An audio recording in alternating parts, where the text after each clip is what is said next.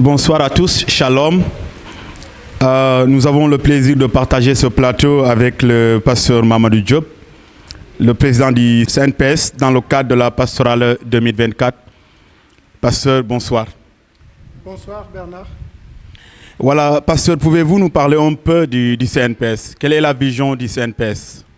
J'aimerais tout d'abord saluer la communauté évangélique protestante du Sénégal. Et avant de pouvoir expliquer un peu ce que c'est que le CNPS, comme vous le savez, c'est la communauté protestante évangélique du Sénégal qui regroupe en son sein plusieurs églises, plusieurs dénominations, plusieurs communautés chrétiennes.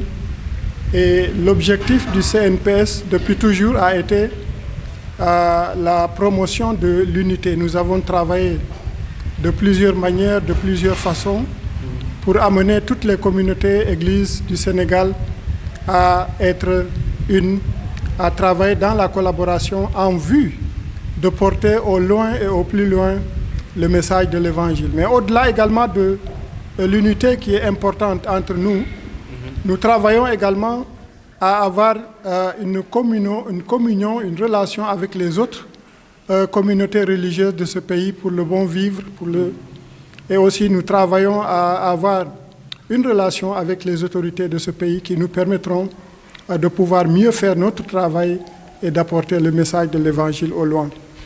Donc, pasteur, si je comprends bien, c'est que c'est la continuité de ce que le Seigneur a fait avant d'aller au ciel. Il a prié pour l'unité de l'Église. Effectivement, le rôle de l'Église, l'un des rôles fondamentaux de l'Église et de tout chrétien, c'est la promotion de l'unité. C'est d'œuvrer de toutes ses possibilités, de toutes ses capacités, de toutes ses compétences, que ce soit le chrétien individuel, que ce soit la communauté, que ce soit l'Église, afin que nous soyons, comme le Seigneur l'avait dit, si bien dit, comme tu le dis, un comme le Père, lui et le Père, ils sont un. C'est une requête qui tient véritablement au Seigneur, et c'est la raison pour laquelle l'une des dernières paroles, avant de s'en aller, était de prier pour notre unité. Voilà, nous venons maintenant à notre sujet qui est la pastorale qui sera organisée du 12 au 14 août 2024. Nous y reviendrons.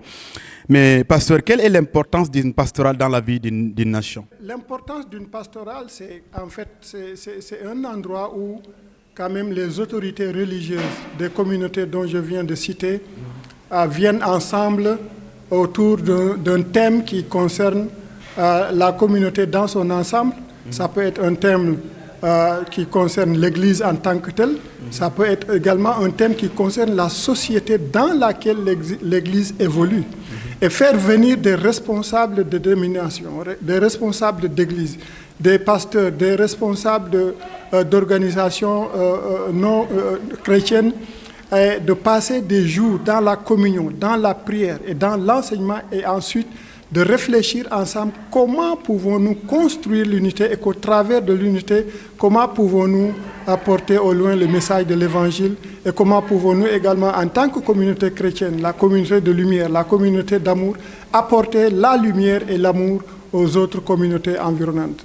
Et je pense que ça, c'est extrêmement important. Oui, effectivement, donc c'est du 12 au 14 août 2024 et voilà le thème qui sera partagé, qui est Église va avec la force que tu as, qui sera tiré dans Juge chapitre 6, le verset 14, n'est-ce pas? Oui, effectivement, ce thème pour nous est extrêmement important parce que le plus souvent, l'Église ou le chrétien a tendance à se minimiser. Il a tendance à penser qu'il n'est pas capable. Il a tendance à penser qu'il est très faible. Il a tendance à penser que, etc., des choses négatives. Alors, cette pastorale nous permettra de pouvoir relever les richesses spirituelles d'abord que l'Église a, mais également les richesses intellectuelles qui sont au sein de l'Église et que l'Église pourrait utiliser également pour aller au loin avec sa mission d'évangéliser et d'implanter des églises.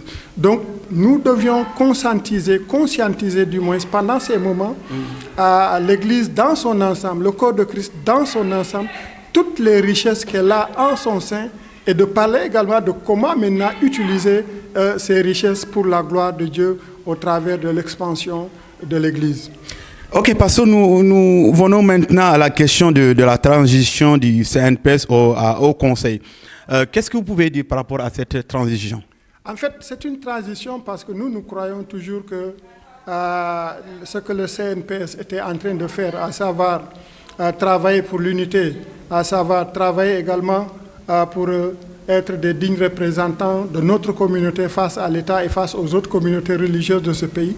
C'est la même chose que le Conseil est appelé également à faire. C'est juste qu'en ce moment, le moment est tout à fait propice pour que le CNPS aille vers une transition pour être appelé à CNPS. D'où l'importance de cette pastorale que nous allons organiser à Somone du 12 au 14, comme tu l'as bien indiqué.